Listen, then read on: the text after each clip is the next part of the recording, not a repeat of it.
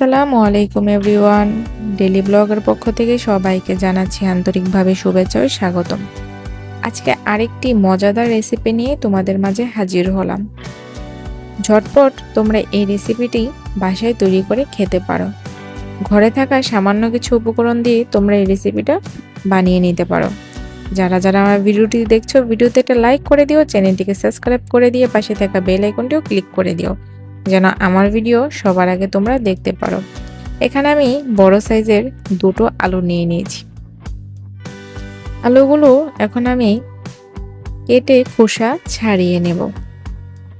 তোমরা অনেকেই আছো যারা আমার ভিডিওটি দেখো, ভিডিওতে লাইক কমেন্ট শেয়ার কিছুই করো না। তোমাদের কাছে রিকোয়েস্ট, তোমরা অবশ্যই আমার চ্যানেলটিকে একটি লাইক, একটি সাবস্ক্রাইব এবং একটি শেয়ার করে যেও। তোমাদের একটি ভালো কমেন্ট আমার কাজের অনুপ্রেরণা বাড়াবে। আমি অবশ্যই তোমাদেরকে সামনে আরো ভালো ভালো ভিডিও উপহার দিব।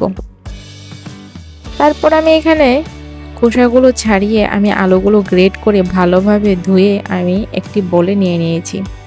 এখানে দিয়ে দিলাম 1 চামচ কাঁচামরিচ, 1 চামচ ধনেপাতা কুচি। তারপর আমি এখানে দিয়ে দিব 1/2 চামচ লবণ। তোমরা তোমাদের স্বাদ অনুযায়ী বাড়িয়ে কমিয়ে নিতে পারবে। 1/2 চামচ গোলমরিচের গুঁড়ো আমি এখানে দিয়ে দিলাম। তারপর দিয়ে দিব এখানে 1/2 চামচ জিরার গুঁড়ো, 1/2 চামচ সয়া সস, 1/2 চামচ আদা রসুন বাটা, আর দিয়ে দিব এখানে আমি 2 টেবিল চামচ কর্নফ্লাওয়ার। আমি বড় চা চামচের 2 চামচ এখানে ময়দা ইউজ করেছি। তোমরা বেসন বা চালের গুঁড়ো দিয়ে এটাকে মাখিয়ে নিতে পারবে। সবগুলো উপকরণ দেওয়া শেষ। এখন আমি ভালোভাবে এটাকে মাখিয়ে এটা ডো তৈরি করে নেব। তারপর আমার পছন্দ মতো আমি এখানে শেপ দিয়ে দিচ্ছি। তোমরা তোমাদের পছন্দ মতো এটাকে যে কোনো শেপে এটাকে ভেজে নিতে পারবে। আমি এখানে বিস্কিটের মতো শেপ দিয়ে নিয়েছি। আমি এক এক করে সবগুলো আমি বানিয়ে নিয়েছি। এখন আমি সামান্য একটু কর্নফ্লাওয়ারের ভিতরে এটাকে আমি মাখিয়ে নিব।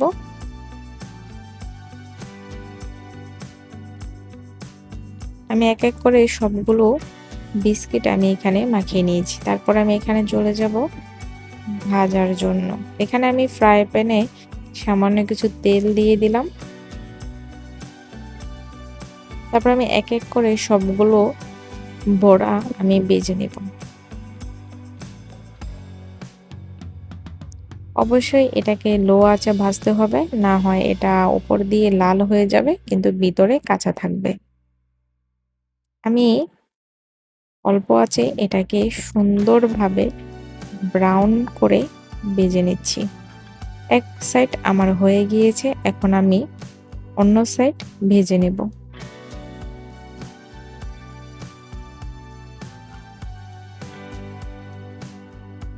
আমার প্রায় এখানে 2 সাইডই ভাজা হয়ে গেছে।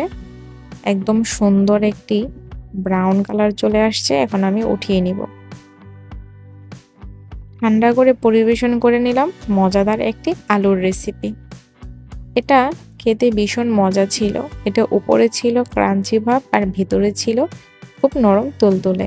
তোমরা ঘরে থাকা সামান্য কিছু উপকরণ দিয়ে তোমরা এই মজাদার রেসিপিটা তৈরি করে নিতে পারবে। এটা তোমরা চাইলে বাচ্চাদের টিফিনও দিয়ে দিতে পারবে, বিকালে নাস্তা হিসেবে রাখতে পারবে। যারা আমার ভিডিওটি দেখছো, ভিডিওতে একটা লাইক করে দিও। নতুন আরেকটি ভিডিও নিয়ে খুব শীঘ্রই তোমাদের সাথে দেখা হচ্ছে। আল্লাহ হাফেজ।